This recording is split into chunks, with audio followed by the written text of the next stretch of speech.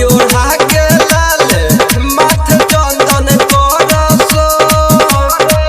सरस्वती माँ के अभिनंदन करस ए सखी रे सरस्वती माँ के अभिनंदन करस सरस्वती माँ के अभिनंदन करस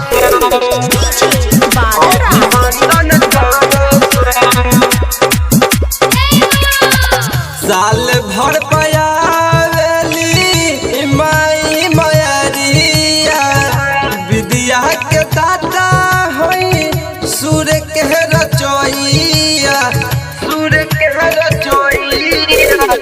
साल भर पयावेली माई मयरिया विद्या के दाता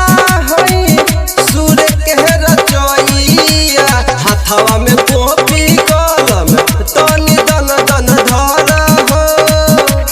चुनरी ओढ़ा के लाले माथे चंदन करस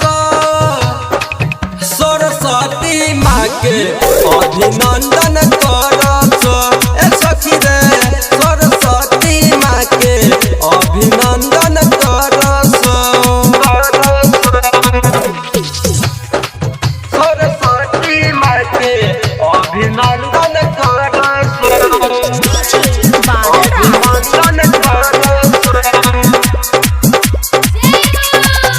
गावेले अमीरी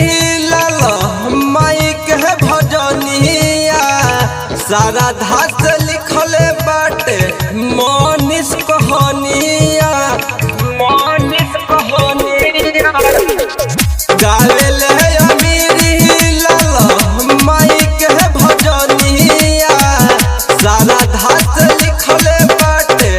मनीष कहानिया ललन मंटू कलसा धरत हवे घरे चुनरी ओढ़ा के लाले माथे चंदन करस सरस्वती माँ के अभिनंदन करस ए सखी रे सरस्वती माँ के अभिनंदन करस। संदीप सा रिकॉर्डिंग स्टूडियो लखौड़ा।